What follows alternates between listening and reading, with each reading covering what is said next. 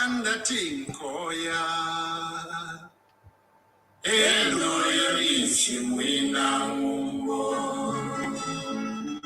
Analewa mabonsano indeseka tansaba lipundile Aloya kulisena sindoro pakwechila mulisacha ala Wabutolo mkafe kubati nisolontoni wa wachionto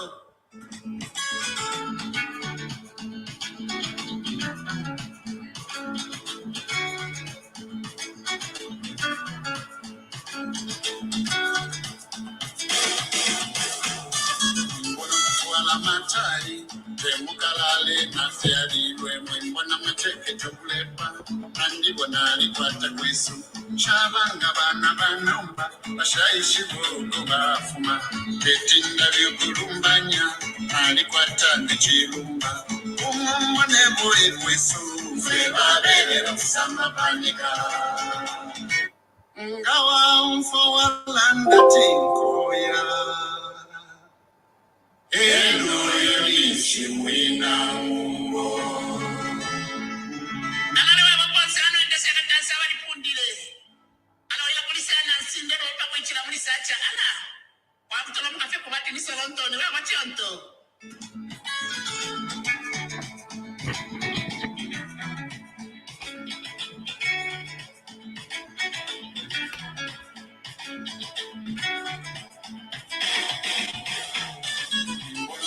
Matari, Mukalale, Nafiadi, when one of my ticket to Blepa, and you were not equal to Quisu, Shavanga Banaba, Ashai Shibu, Gobafuma, getting the Gurumbanya, and Equata, the Chirumba, whenever it was so, Feva, of Samba Panica.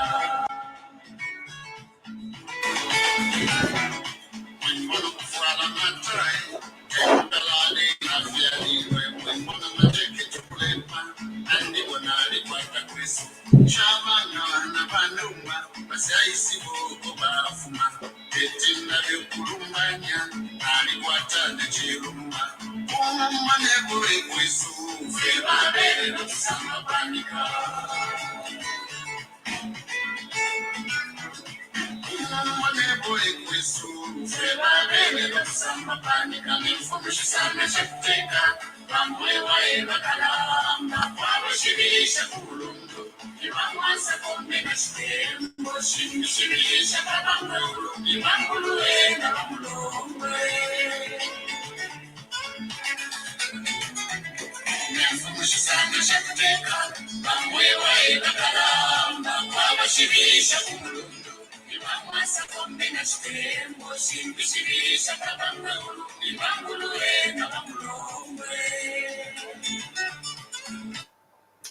Good morning, good afternoon, good evening, depending on where you're watching us from. Welcome to a special edition of the Linda Banks Show on Monday, because we are celebrating 1 year of the New Dawn government. So everything is going to be a little bit hickory-pickory. So we're going to have a series of different programs. Thank you so much for joining me. It's exactly 21:34 Central African time. And welcome to TVBAKWETU. If you could kindly tag a friend, call a friend, let me know where you're watching us from. And we've got a special guest in our midst. But before we get started, let me just have a look and see who is around. So we've got Golden and Stanley. Stanley, where are you watching us from? If you could just tell us where you're watching us from, that would be wonderful. And if the volume is audible, please let us know. If you can hear me clearly, let me know in the comment section, because we've been having some technical issues, which is becoming quite a norm. We've got King Hamchenga, Linda 21, exactly. And you have been, I did, yes. Like I said, we've been having technical problems. So sorry about that. Yeah, so it's now 21:34. We've got Toloshi Faston. Now, Toloshi, where are you from? That sounds like a Lamba name. And we've got Elifasi. The government is very fit. Okay, yes, we'll get into that. Kindly let us know where you're watching us from. And you can say just a quick hello before I introduce my guests. So we have King, you're from Abu Dhabi, a very long way away. I'm very audible. Thank you very much. Given Limande, given where you're watching us from. Kindly let us know where you're watching us from. That would be amazing. Who else is here? We've got Golden. We've got Mercy from Abu Dhabi. We've got Kazungu from Mongo.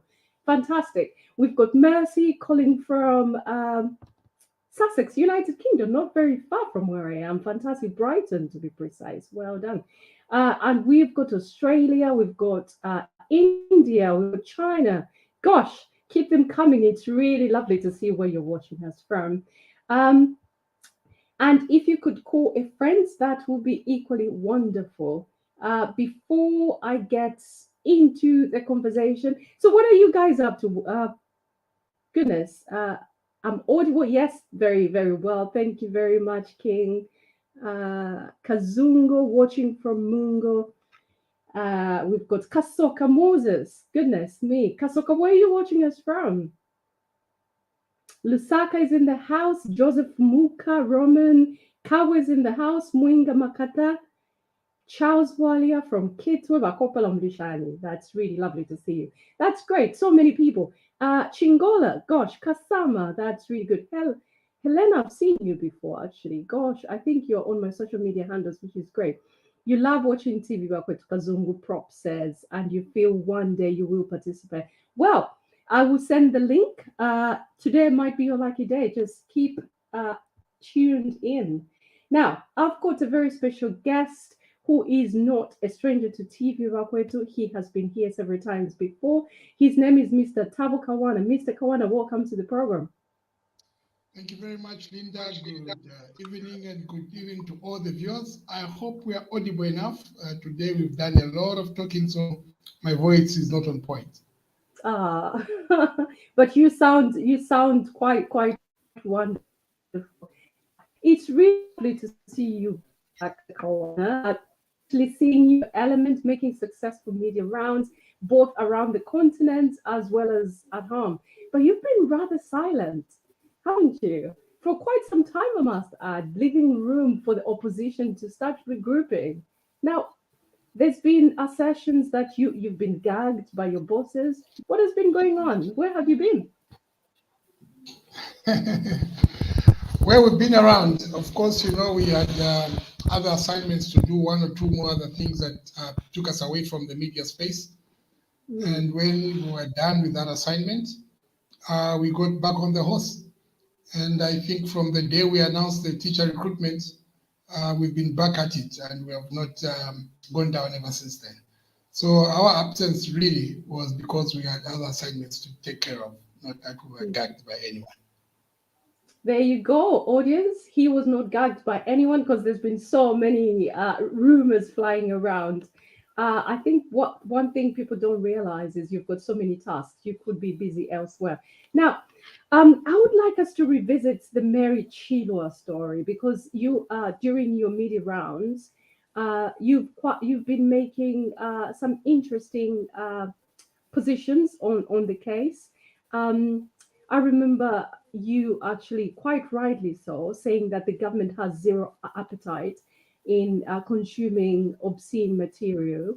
But how far, Mr. Kawana, have you gone, or has the government, the police even, gone in making strides to ensure that a successful arrest of the person who breached someone's confidentiality and privacy, quite frankly, that it happened swiftly? How far has the police gone? Well, we wouldn't want to jeopardize police investigations and probably also alert the perpetrators to be able to realize how far the police have gone and how near they are to apprehending them. So it is safe to only state that the police are looking into the matter. It is under serious investigations. And whoever is behind that will be brought to book and will face the tune of the law. It is also safe to say that that was done and calculated deliberately to ensure that Madam Mary Chirwa, who is a known strong fighter when it comes to issues to do with anti-corruption and money laundering and so on, she ran a successful tenure of office at the Financial Intelligence Center. So she ran an intelligence outfit that showed who was taking money from where and taking it where. But as you know, FIC does not prosecute. So FIC will get the information and pass it on to other law enforcement agencies to execute. So FIC will give files to SEC, they'll give files to DEC, they'll give files to ZP for them to act. And sometimes you find that those files end up gathering dust. And coming from an era of an extremely corrupt regime to the core, some of that information ended up being used to go and get more money in an extortion style from the perpetrators of the very corruption. They would go to them, officers would go to them, corrupt officers, I must add, would go to the concern and say, this is what FIC has on you, and we're supposed to investigate you, so give us some money and this thing goes away. And money exchanged hands and people's things just went away. So President Hakainde Hichilema, in the infinity of his wisdom, took Madam Mary Chirwa and put her at deck. So he basically got the person that had all the data, all the information, all the connection, and all the dots, and gave her to bite. That is what annoyed them. That is what shocked the perpetrators of corruption. That is what shocked these money launderers, these thieves, if I can borrow some Bemba, they got really scared that Mary is now at deck. So they had to find to try and blackmail her into resigning. And if she refused to resign, then they mount pressure on the president to fire her. So that is the background of where I was coming from when I made it very clear that Madam Mary Chirwa is going nowhere. She will not resign and she will not be fired. She has a job to do. And if you are part of that job, God have mercy on you, because she will work on you and you will face the law. Thank you very much. Now, talking about putting things in place to ensure that none of what happened in the previous government doesn't happen in this current government when it comes to this fight against corruption, what have you put in place to ensure that that doesn't happen again? Well, firstly, we have decided to give new life to the law enforcement agencies. We've given them new heads so that then the new heads can put together new teams. It may be new teams of new officers, or it can be the same officers, but with a new zeal and enthusiasm. As you have seen, the CEO, the Director General of Anti-Corruption Commission, and the chairperson were sworn in, and immediately they started to work within the SEC. What have they done? They've taken the fight against corruption to their doorstep. They are starting with themselves. They're cleaning from inside, coming out. That's the difference. And you've seen that even today, there's another story. There are 4 officers that store money meant for exhibit.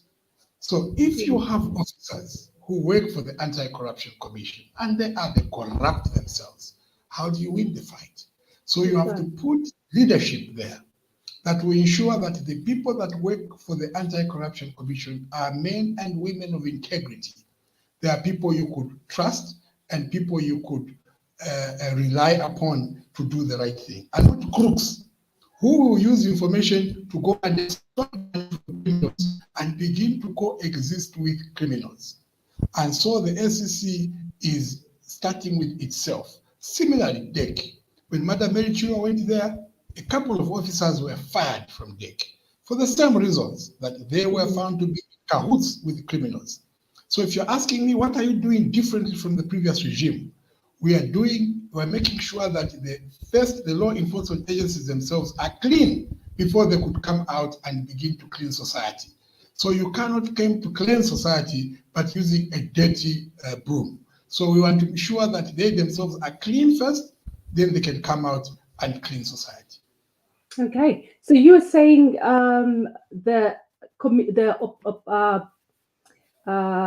police the lawmakers should be clean themselves. Going back to Mary Chirwa, even, pardon me. There are those who believe that it should start from the top, and you've quite rightly said it should start from the top, but they believe that Mary Chirwa is not clean. So how can you claim to be cleansing the various departments when the head is not clean, so to speak? Well, so it depends on the date we're talking about here. When we Yes, say yes. the officers are not clean, what we are Mm. saying is that your job is to fight corruption, and yet you are corrupt. Your job is to Okay. fight money laundering, and yet you are the one who's laundering resources. That's Okay. being So dirty. in terms of So morality, now, Mary Chirwa's job, vis-a-vis what is being portrayed out there, do not correlate. It doesn't affect her job. It doesn't affect her ability to deliver.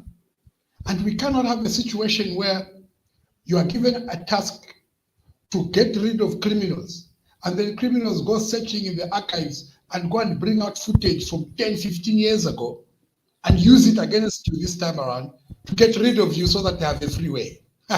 Forget. Yeah, bring all the videos. Forget. She's staying. and it is quite interesting actually that you've got the opposition, one particular person, to be precise, who has actually dared the governments that if you do not fire this woman, um, they're going to produce more videos. And is that business as usual? Is that what we should expect going forward? That people can put or hold the government at ransom? Yeah, let him dare.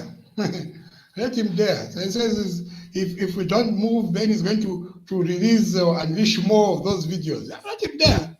I will meet him. You know, the law is a very friendly law. And when you dare it, it comes, it hugs you. So if he's playing around with the law will play around with it. So as he's daring us, we dare him back to say, do that, and you face the music. Of course, the opposition, not all the opposition. I have seen other opposition political parties that have come forth, especially the women, have come forth and offered solidarity and support for Madam Mary Chirwa and urged her to remain steadfast, focused, and move on, and not allow that she should be distracted. That is good. That's what opposition is about. It's about making sure that the right things are done, and corruption and money laundering and all these drug activities are ridding our society of good young people and ridding our society of public resources for the poor, and we need to fight it and fight it hard. But remember that the criminals also want to fight back. So the opposition political parties, like our colleagues in the pornographic front, sorry, excuse my language, patriotic fronts, our colleagues in the patriotic fronts would want to really bring the issue up and every day propel it, Mary must go, Mary must go, Mary must go. And that is why I have said that from the government's point of view, she ain't going nowhere. She's around. So they better get used to her. Okay, thank you very much. Now let's move gear slightly. There's a growing feeling that most of government ministers who were vocal prior to elections have gone into sleep mode, so to speak, whilst the opposition is busy regrouping. And obviously it goes without saying that the president and the vice president and yourselves are barely sleeping. You're constantly working, you're here, there, and everywhere. But do you think that the ministers, President Hichilema's ministers, are adopting his work ethic? Yes, you see, the ministers were very vocal during the election time and the campaigns. And you know that then they were not ministers, they were simply members of the UPND and aspiring candidates. But now they are government ministers, they are policy makers, policy holders, and policy directors. They are busy. When you see the Kwacha holding steadfast, when you see inflation being arrested and coming down, when you see 30,000 teachers plus employed, when you see 11,000 plus health workers, employed, when you see 45,000 enumerators involved in census, when you hear of 5,000 men and women in uniform coming on board, it is because their ministers and their permanent secretaries and their directors are working. So they may not have the time to attend to these opposition machinations. I think you know that, for the lack of a better term, the kind of checks and balances being offered by the opposition are such that they are worthy to be ignored because they'll waste your time to even attend to them. But you do well to listen, and where you think there's need for attention, you will render attention. But half the time you find that there's no attention. So the ministers may seem like they're quiet. It is because they are busy churning out work. They are busy bringing President Hakainde Hichilema's vision into fruition. They are busy translating the statements of the president into action, into something that people can touch. So the ministers are there, they are busy, they are working, and the results are there to show, but they will not be as vocal as they used to be before they became ministers, because now they have a job to do on behalf of the Zambian people to help President Hakainde Hichilema deliver to the Zambian people. Because so far, we've only been in office 1 year, but if we were to hold elections after 1 year, we'd still go ahead and win with a huge passing mark, because in 1 year, everything President Hakainde Hichilema said he would do, he has done. He promised 30,000 teachers plus, he's given. He promised 11,000 health workers, he's given. He promised to tackle inflation rate, he has. He promised to arrest the exchange rate, he has. And these are the things that, if you borrow his own words, President Hakainde Hichilema has never missed his words. He has said to the people of Zambia, I render you no promise. He refused. He says, I do not give promise, I won't give promises, and I'll never give promises. What he gave were assurances, because he said to the people, I am going to bring about free education. And the cynic says it's impossible. He says, I'm going to bring free education. And they said, are you promising? He says, I am not promising, I'm assuring you, because you ought to have free education anyway. So this is who the man is, that everything he assured the people of Zambia is coming to fruition. So today we are at a position where we can safely say our economy has now been properly arrested and put on the rail tracks, and it is on the correct trajectory. It is time to push in order for it to catch fire and take off. That's really good. So 12 months down the line, obviously you've touched base on quite a lot of things, the CDF, free education that has come into place. What sort of things do you think haven't gone well? Because you've talked about a lot of things that have gone well. Yeah, that is the job of the opposition now, to tell us what has not gone well. Us, we look at what has gone well, because we implement what goes well. So if you ask me what has not gone well, I'll tell you, I don't know. You tell me. What sort of hiccups have you faced in implementing all these things? Of course, we had hiccups in implementing and rolling out the CDF. Uptake was slow, and it brought about concerns and feeling among the stakeholders that then the money was a fluke. It did not exist, a lie. But the money now is touchable. It's in the accounts of the councils, and the people have begun to access it. Those MPs that are serious are accessing. For example, Kantanshi, Member of Parliament, in Mufulira, who's PF, Member of Parliament. CDF is rolling out, doing massive things there. Kanchibia, Member of Parliament. He got in trouble, didn't he? Anthony, the Kantanshi Member of Parliament, he got in trouble with his own political party. Apparently, he's undergoing disciplinary action because he's been collaborating with the UPND. Very unfortunate. A Member of Parliament has to work with the government of the day in order to foster development to his people. So if they feel that they need to discipline him for working with the government, they're basically disciplining him for working for their people. So that is rather unfortunate that it could go to those levels. But my point remains that you can see that opposition members of parliament are accessing this money. And yet when it was a paltry 1.6 billion, it could not even be distributed to all the constituencies in all the years. Some were behind even by 2 or 3 years. Some did not get it at all. A simple 1.6 billion. Today you have 25.7 million, and every constituency, as we are talking now, has money sitting in their constituencies ready to be rolled out. Those that are serious are rolling out. It is those that are crooked that wanted to have a situation where they have access to money. Is that music here? Okay, sorry. So it is those that wanted to have access to free money, and in accessing that free money, they just heard that, oh, CDF will pay bursaries, 1,000 per child at boarding schools. Then they come and, oh, here's a list. I have 400 children in my constituency. So give me 400,000. So I said, hold on. Wait a minute. You have 400, yes. Okay, so who are these 400? Give us their names, give us their age, their grade, their sex, male or female, and which school. And let's get a confirmation from the school that truly they are there. Then we're going to pay. And we won't pay you, we'll pay the school direct. That brought problems. Because now the crooks realize that there's no chance to steal the money. So they went to the media and said, this money is a hoax, it doesn't exist. But now the schools have realized that what needs to be done, they work with their constituency development committees, and they're getting the numbers together, and they're ensuring that the students that are in their schools are paid for by the CDF. So you've touched on corruption quite a bit, even in your last sentiments.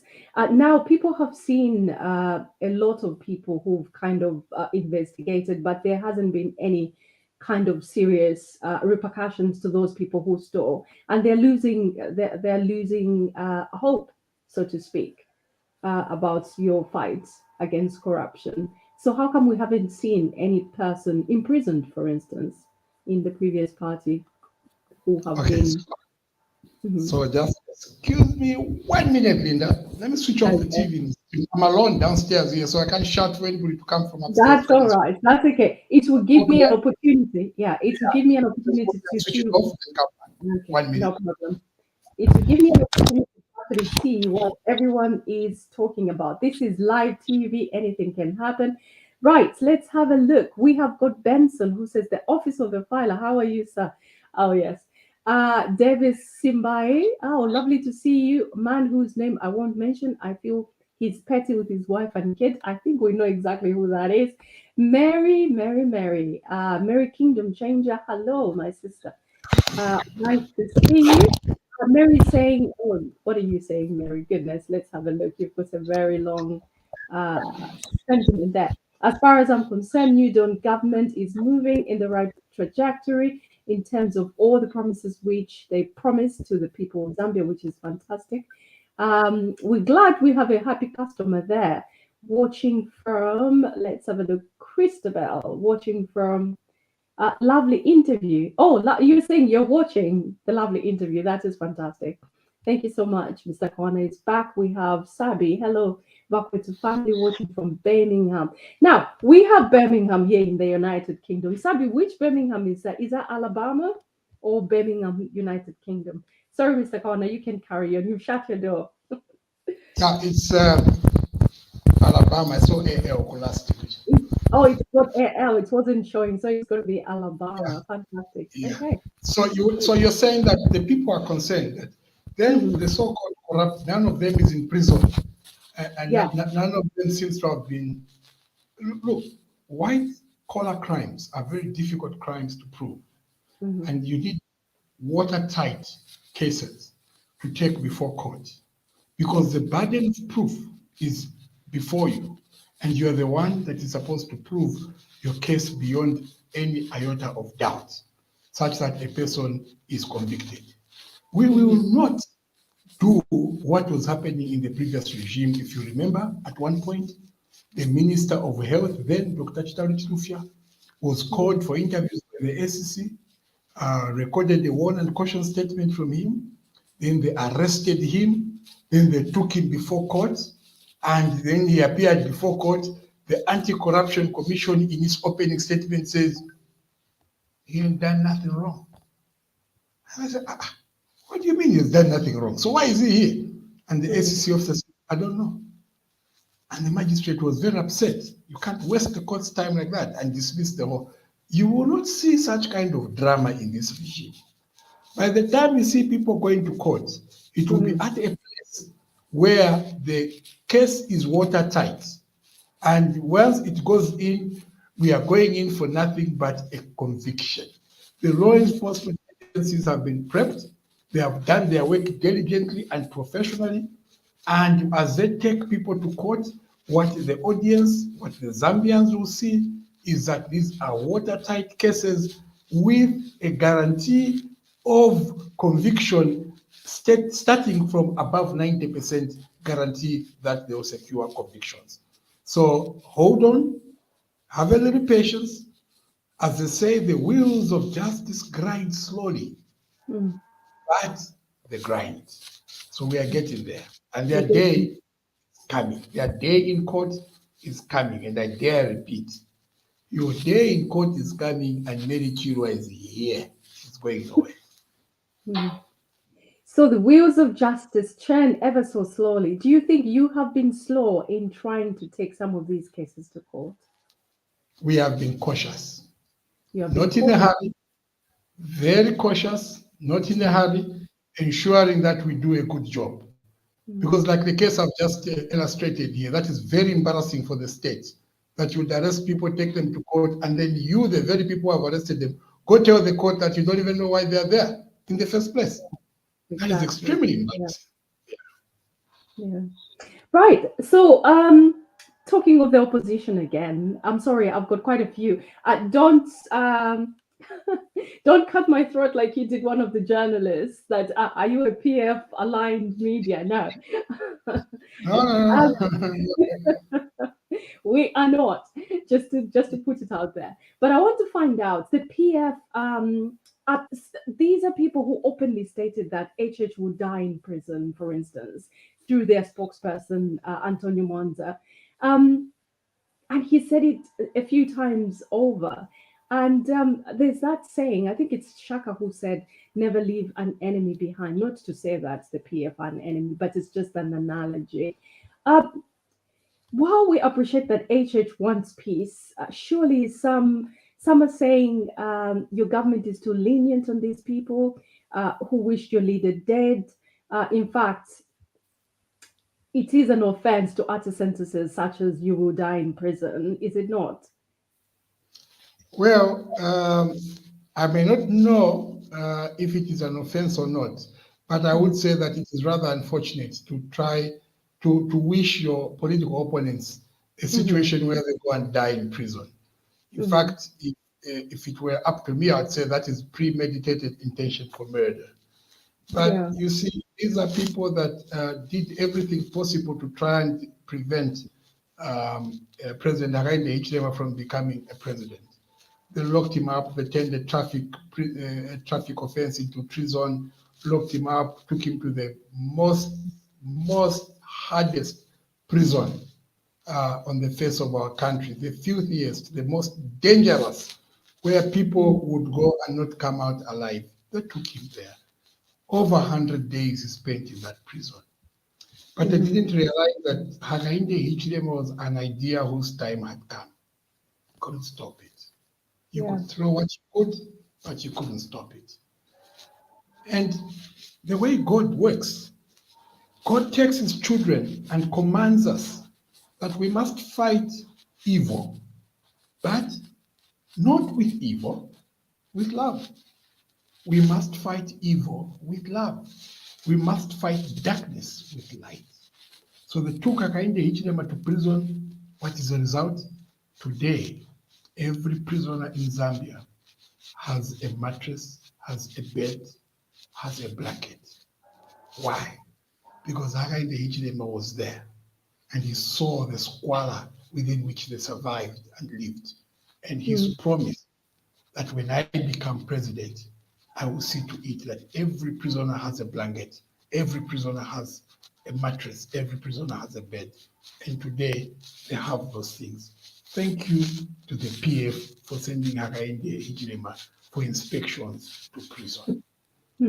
On that point, actually, as you said, Shaka said, never leave an enemy behind, for he may one day rise and fly to your throat. So Shaka's teaching there was that when you have an enemy, don't be lenient.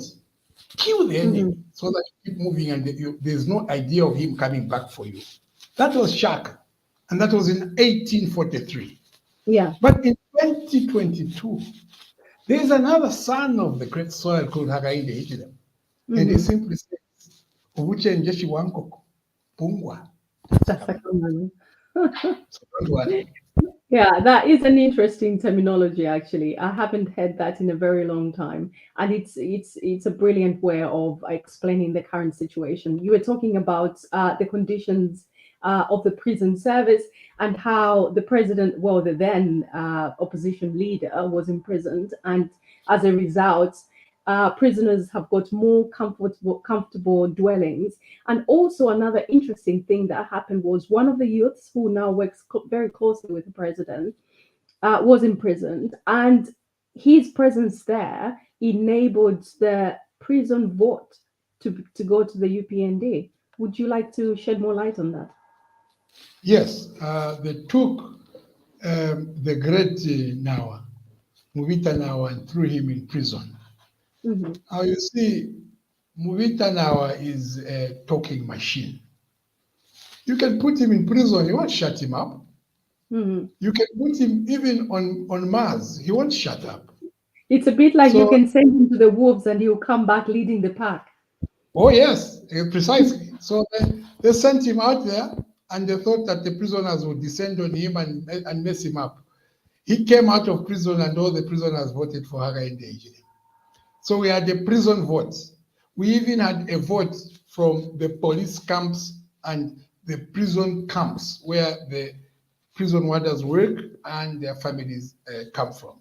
So we had a situation where everything they tried to do to try and bring down the idea of Hakainde Hichilema becoming president Mhm. backfired on them and made it worse for them, but better for the UPND camp. Mhm. Interesting. Thank you very much for that. Now, this has been a sporting season. So we've had the boys playing football, the girls playing football. Some sportsmen and women, boys and girls, came to the United Kingdom in Birmingham for the Commonwealth Games. So they've been very successful. And there has been a lot of chatter, a lot of discontentment, and a lot of euphoria. People are excited that once you have great leadership at the helm of government, everyone starts winning. I don't know how that correlates, but people are assuming that it's because we've got President Hakainde Hichilema at the helm of government, so everyone is performing really well. Now, obviously, with the excitement comes a lot of concerning situations. For instance, the Shipolo Polo, they've done so brilliantly. And the remuneration is not up to par. It's not equal to what the guys get, even though at the moment it's clear that they're very successful. Now, what do you think should happen in this instance? There's been those people who are saying perhaps they should be given houses, instead of giving them just money so that they have a dwelling. What is your view on that, and what do you think should happen or will happen now that they've brought glory to the nation? Firstly, the Shipolo Polo has done us proud as a country, as a nation, as a people. And that is why you saw that immediately after the game, they had the opportunity of having His Excellency the President talk to them on the phone. That was to Mhm. emphasize to them that the country is behind you, we are watching and we are proud of you. And Mhm. even if they didn't get the scores, but they scored in the hearts of the Zambian people, and we remain Mhm. ever so proud of them. We agree with the sentiments that they ought to be remunerated as much as the male team is remunerated. And that is being looked into, and I think you heard the sentiments coming from the sports minister, Honorable Elvis Nkandu, stating clearly that they will be remunerated. It is just yesterday that also he was talking about those that have scored bronze, gold, and silver at the games going on, and how much they're coming to get as soon as they get home. All that is aimed to try and show our young people, the sportsmen and women, that this government takes sports very seriously and also looks at sport as an opportunity they can use actually to push themselves out of poverty. And it's Mhm. also an opportunity that they can use to propel their own lives and future from using sport as a springboard. So it is also a career worth taking. So we are proud of the Shipolo Polo. And over the sentiments of people saying that we are now seeing these our boys and girls getting gold medals, scoring good because there's a new government.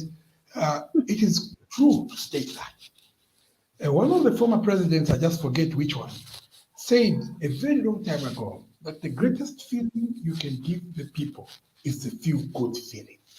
Yeah. The greatest feeling you can give the people is a feel-good feeling. If the people feel good that they have the right leadership in place, that they have the right leadership, they also go out and do their best to impress you. It is like our children in the home. When we have our children in the home and we're a good parent, you're a good father, you're a good mother, you look after your children, you provide for your children will want to impress you back by studying so hard and passing number one at school, so that when they bring those results, they are happy, saying, Daddy, Mommy, look at my results. I have worked so hard, I'm proud. That is what is going on in the world of sports. Our young men and women are saying we have a wonderful leader, a president that knows what he's doing and is looking out for us and is putting our country on its correct trajectory economically. What do we do to say thank you to him? And the best we could do is work hard and bring the accolades back home. As he's putting the country on the world map, we too must put it on the world map in terms of sports. Indeed. Now, putting the country on the world map, it just came to light that the president's foreign trips have yielded 3.8 billion in investments. Could you just talk around that, please? Give us more information on how that has come to be. Yes, whereas in the past, presidents would travel around the world or travel to different parts of the world, and it would just result in costing our country money, nothing else comes up. But here's a president who travels, and every time he travels, he makes significant impact where he goes. He's able to clinch deals, he's able to sign serious MOUs that materialize, he's able to get investment pledges that materializes. He's able to attract the attention that we need for foreign direct investment, but with a different view. Hakainde Hichilema's view is not to get the foreigners to come into the country to invest, is to get the foreigners to come into the country and partner with the Zambians. That's what the difference is. President doesn't want the international community or foreign investors to come and bring their money and make their money here and the usual story. He's saying to them, you have the money, we have the people, we have the resource. So you, the Zambian people, need to partner with the people with the money. So the foreigners will come here with their money and partner with the locals. And that partnership is what now generates itself into strong businesses that will outlive generations and strong businesses that will employ people. So you can see the vision of the president, that it is a very strong vision, and there's the need for us to support it. So this is the kind of trips that he has been undertaking that have ended up accumulating all this kind of money accruing to the country as a result of his travel. He came to the EU, for example, addressed Parliament there. Immediately finished addressing Parliament, the EU president came to Zambia. As though that were not enough.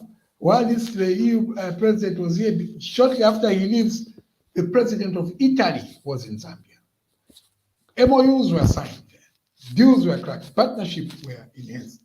Then he went, for example, to South Africa, Cape Town, for the mining endeavor. Yeah.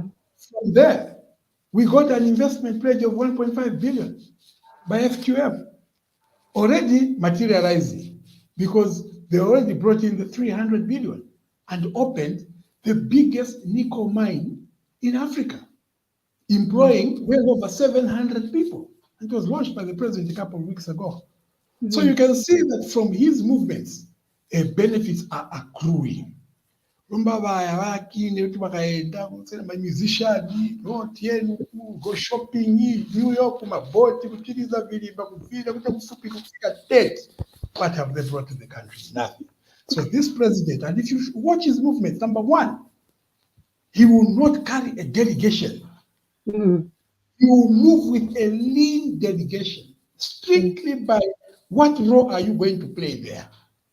So he will move with 1 or 2 ministers, while the other moved with half the cabinet. You will not see PSs there, you will not see directors there, nothing. was our president. Everybody was in that plane. So it shows you the seriousness. Number two, he will not overstay. When he's done his business, there's nothing to spend the night. Let's go and relax. While others were saying, "Oh, the UN has finished. Let's do 4 more days. 4 days, boat cruise. Let's Party meet the after party. Let's dance. Party after party. No, not Akaide. He goes to Tanzania. Yeah. Does He came back business. the same day. That was quite incredible. Looks at his watch. It's 17 hours. Everything is done. Yes. There's no need to spend the night. Let's get on the plane. Let's go back home. Yeah. That's a president. That is quite incredible. Yeah. He's a workaholic. Yeah. And we are proud to work under him. Yeah, I think you literally have to have incredible stamina to keep up with this president because he works nonstop. You were talking about international partners coming to Zambia to partner with the locals and get into various kind of ventures. But there are those in the opposition, particularly Ambassador Mwamba, who is hell bent on kind of discrediting the West. Do you know why? Was he denied a visa at some point? What is it with Ambassador Mwamba and the West that they just rub him the wrong way? Well, we can never understand. But like I said in the beginning, there are certain opposition elements, opposition stances that are not worthy of our attention, that we know. But having said that, I think you can ignore. Those are some of the things that we will not pay attention to because first, the Western countries that he wants to demonize know that he is not an authority in this country. Therefore, his voice does not carry authority. But also, we relate. Now, let me tell you, the perception can be built if he was a voice of authority. He would build perception. But he is not a voice of authority. It's just such Zungu. I would have said he's a non-entity. But I don't know what you've already said it. No, I haven't said it. I'm saying if I would have said he's a non-entity, but I haven't said it. So I'm looking for a word to use there. So because he's not in authority, even the Western countries that he's trying to demonize pay no attention to him because his voice is worthless. I'm not saying useless, but worthless. It's worthless. It's not something they could listen to.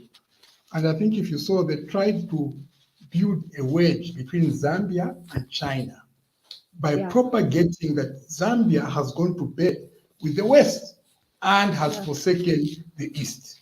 And therefore, China should become an enemy of Zambia. It couldn't work. Remember that when we were talking to our creditors, one of the reasons the talks could not take off is because China had not come to the table. And this is what they thrived on. China can't come to the table. You've ignored China. You've done what? President Hakainde picked up his phone, called his colleague, and they had a discussion. Before you know it, China was back on the table and cheering. China co-chairing with France and deputized by South Africa. And where are we with today? We are in cahoots. We are now dancing together. That's what leadership does. So you cannot substitute the quality leadership that is being espoused by President Hakainde by even thinking about what Emmanuel Mwamba is saying. Emmanuel Mwamba, let him write, let him say. It will not be long, It will not be long. You will tell me, Linda, one of these days, by defection. It will not be long. Just wait. I know this.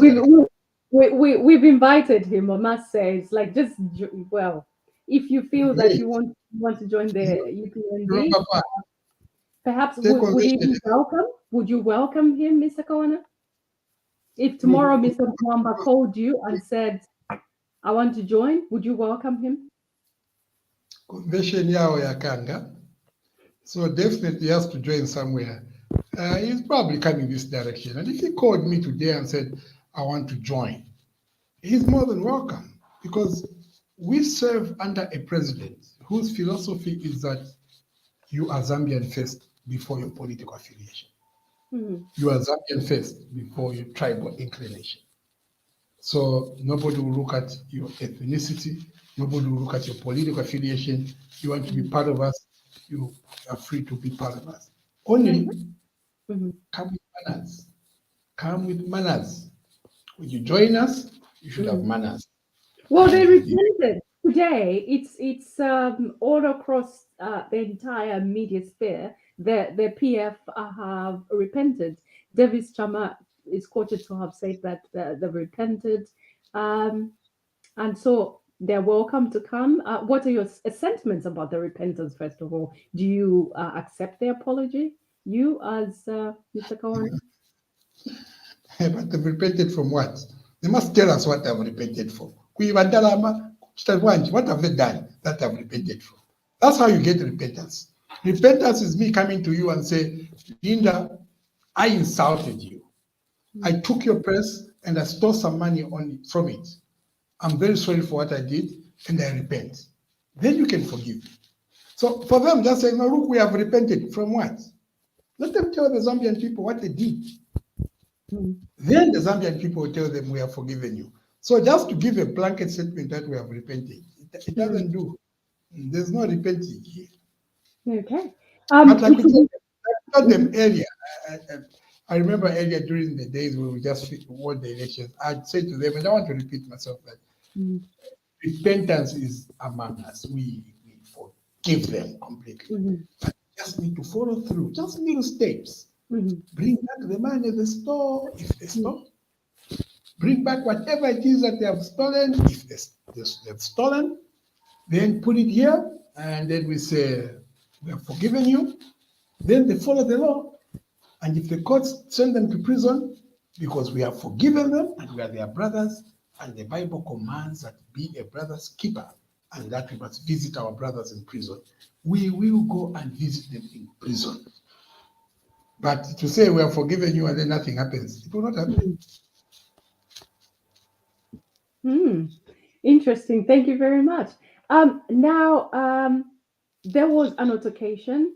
The former first lady was summoned to go and speak to DEC, and there was an altercation, and there was one honorable gentleman who uttered the words, who's in charge of this nonsense. Now, why has your government, or indeed the law enforcement, decided to keep quiet on this? Is it that those sentiments are attributed to the president, who is the commander-in-chief of the armed forces, or do you think it's one of those things that you probably should just brush off and carry on? Yeah, the latter is true. Those are things you brush off. I mean, look, Tutu, read Tutu. He's got his own issues.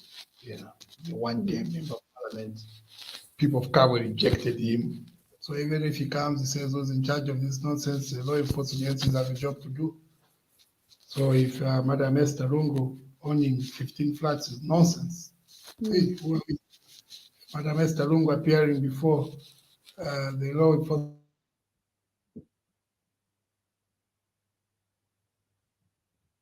I think we have momentarily lost Mr. Kawana. Can everyone hear me? Is it provision? Yeah, so some of these things you ignore. So like that nonsense sentiment, it's one of those things that we just brush aside and ignore. Okay. Because we know the man is conflicted. He's got his own problems. Kuruzama election, kubaba. And for you to be there one term, just one term, it's very painful. So you may not really have good words to say. And the members will tell you, who lady that So as far as we are concerned, that area.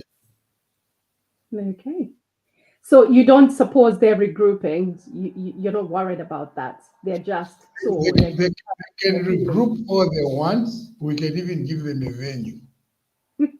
Can even provide food for their regrouping. We can even buy them vehicles to regroup. They will never see the corridors of authority again as Patriotic Front. Never.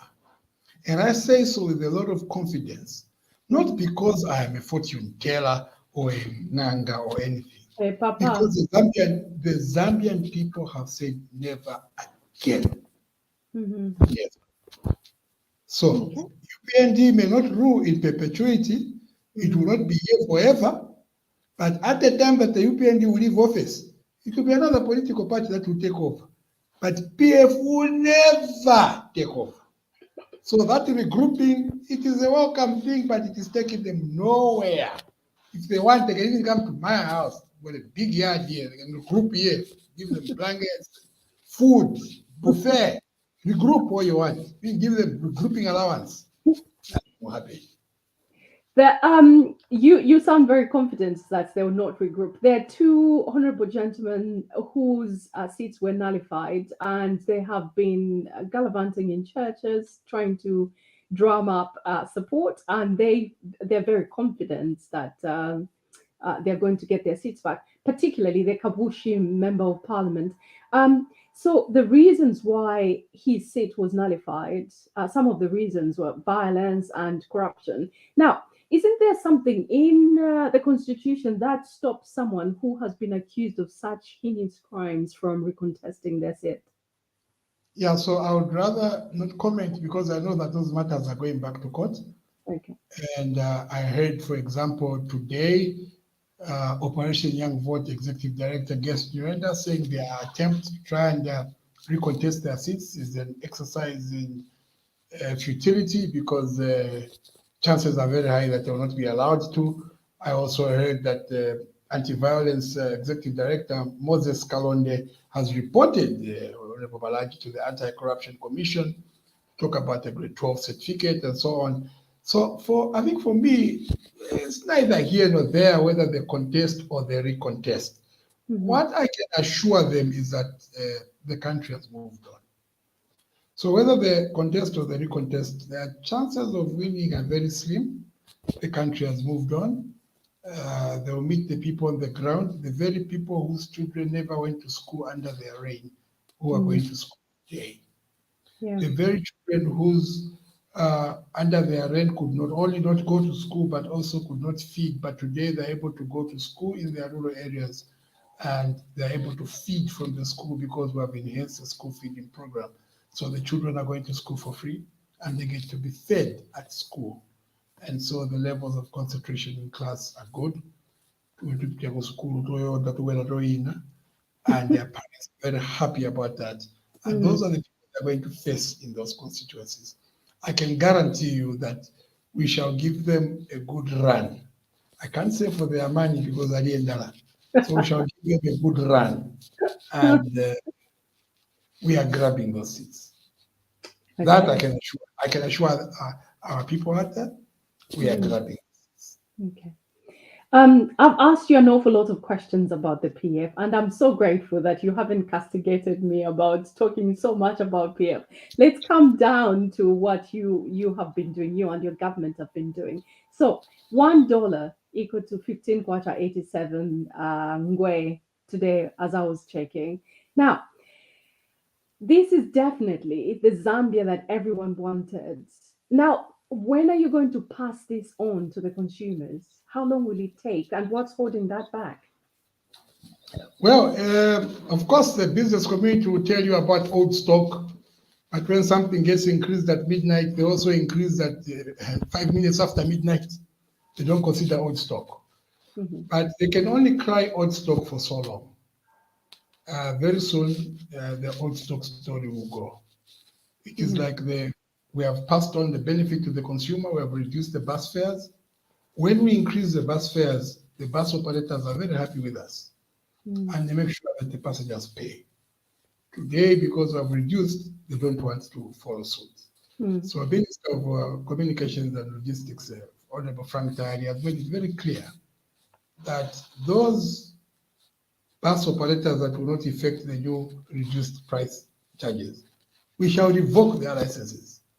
And if you are already in my bus, will be parking because they will not move on our roads. We Mhm. will revoke those licenses because everybody has to behave. The reduction was big, more than 3 kwacha.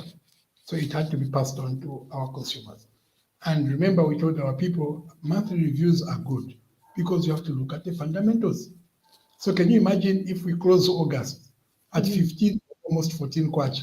And there's again another slight reduction at the international oil market pricing. What will happen?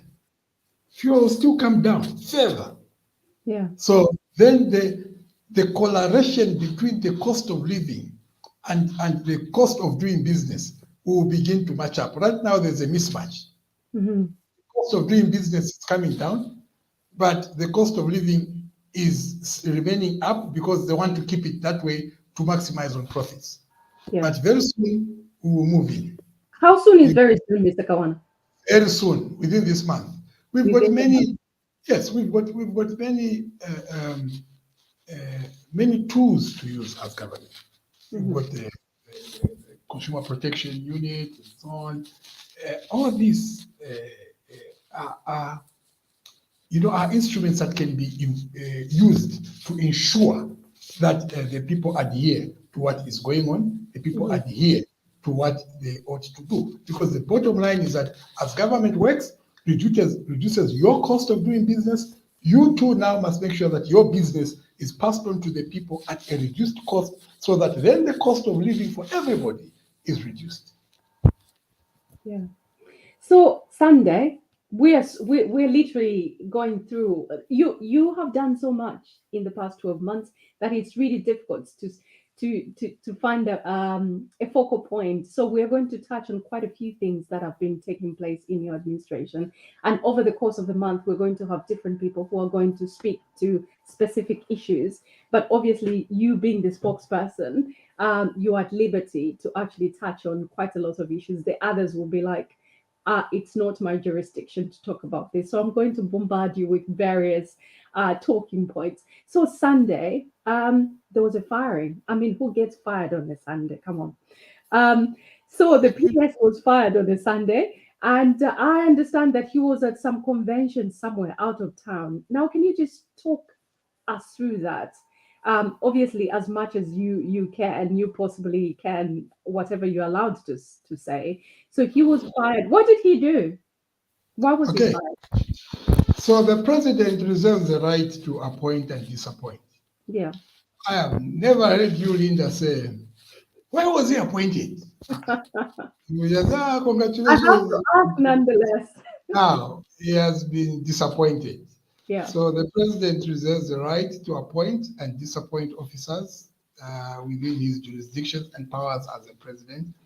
So he appointed Dr. Magwende as the Permanent Secretary for Health, and last night he disappointed Permanent Secretary Magwende from his position.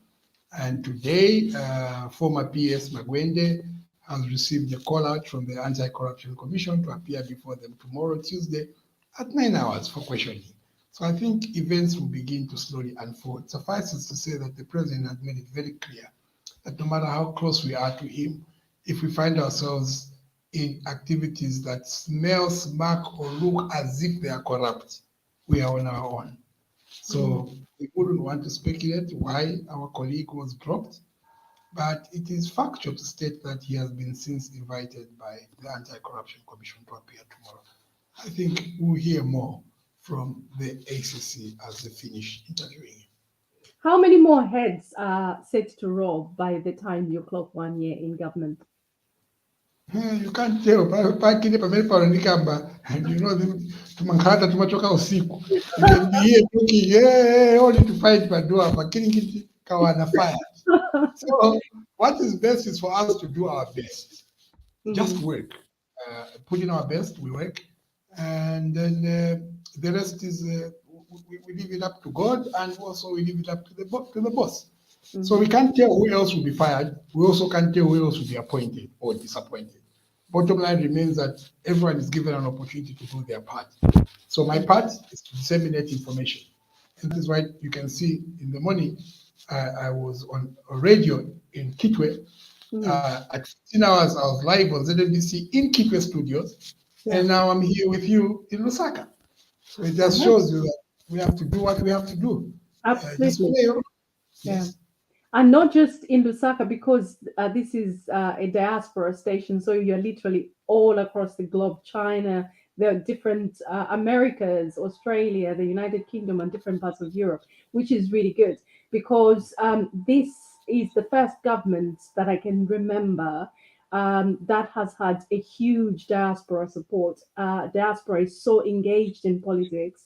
It's insane, and it's never happened before. So thank you very much for doing this because it keeps our people informed and it keeps our people engaged as well. And especially at the back of that diaspora conference, I'm not sure if you had the privilege of attending that.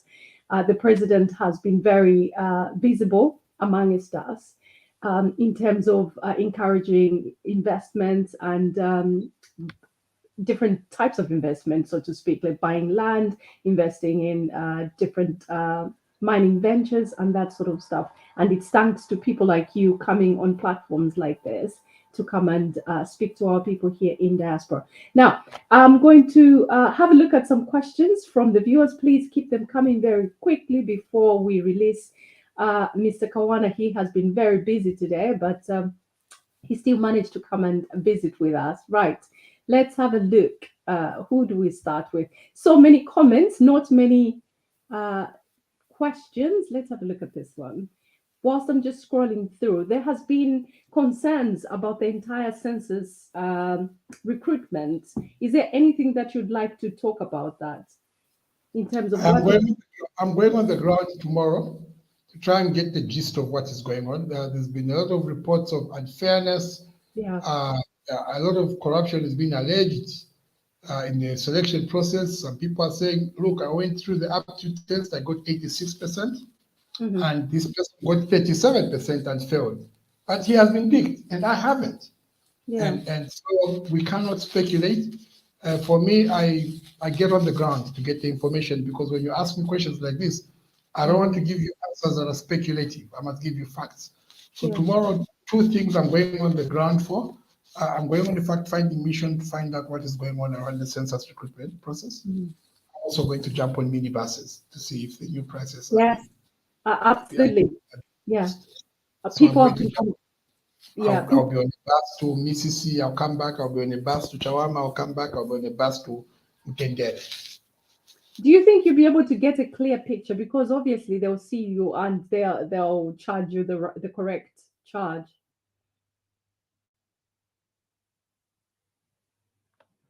We have probably lost Mr. Kawana momentarily again.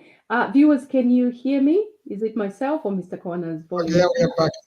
Oh, you're back. Brilliant. So I was saying that clearly if they see you, they'll do the right things. Are there things you could put in place to ensure that these bus companies really do trickle down? They will not see me. They will not see me, believe me. I know how to disguise myself. I know how.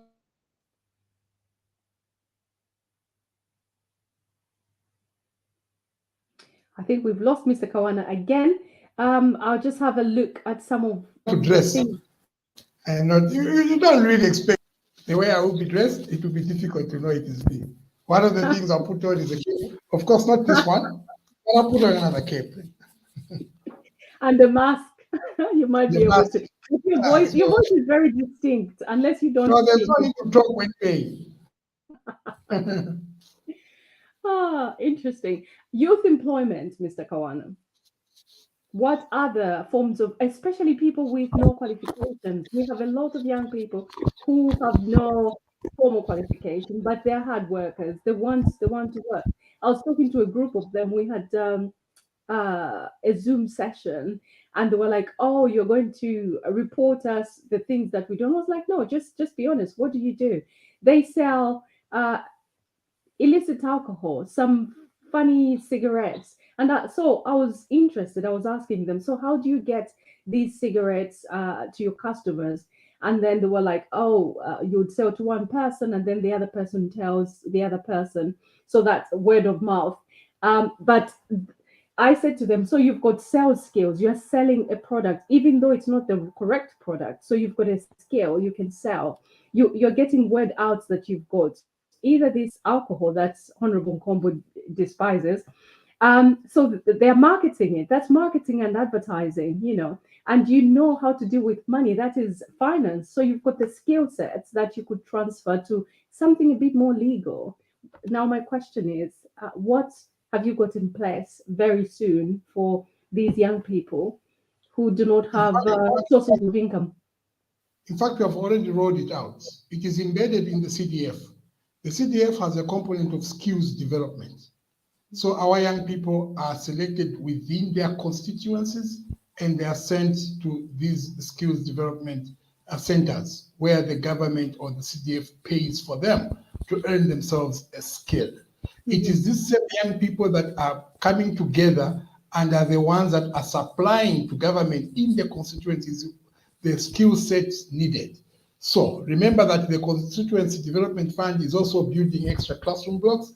They will need bricklayers, they will need fabricators, they will need window frames, they will need door frames, they will need carpenters. All those skills are being imparted in the young people. They need to make desks to supply the schools. Because what we have done is that we have gotten the money and taken it to their doorstep.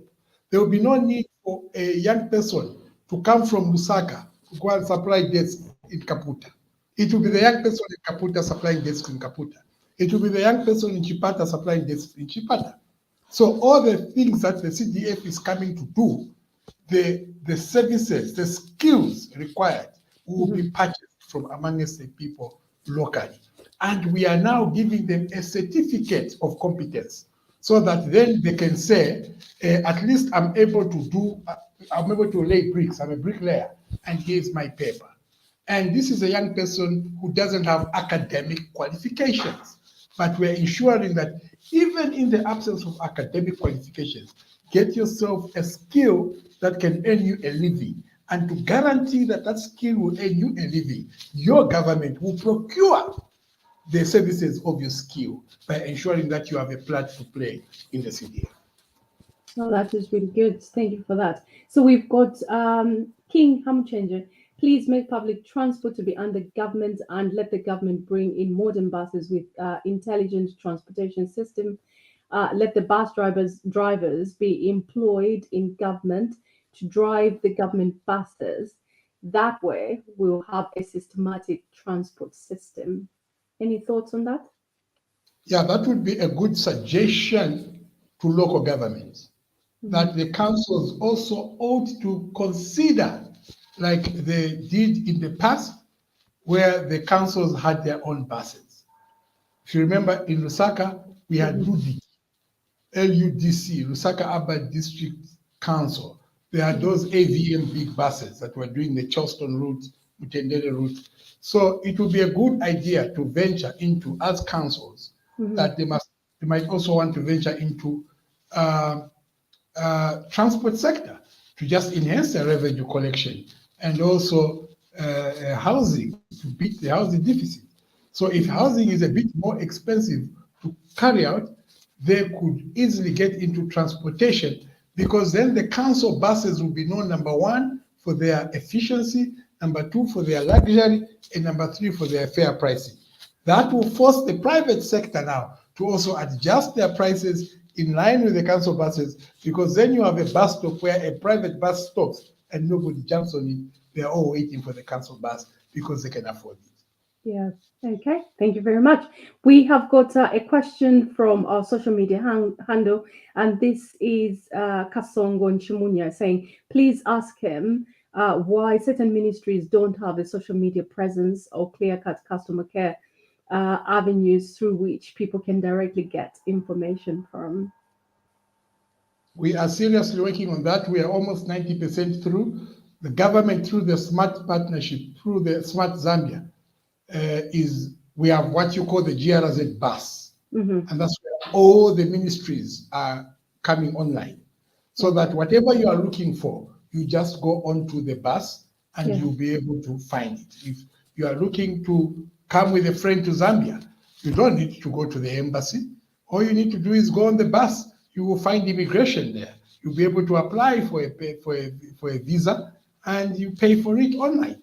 So we are going online everywhere using Smart Zambia. And very soon, all ministries will be on board. As we're talking now, we have rolled out well over 80% of the ministries are on board.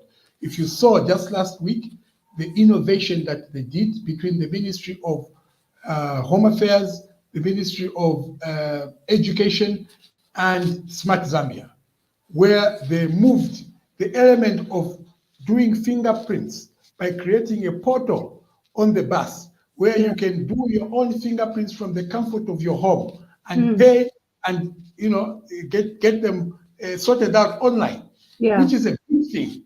Yeah, So that's a norm here.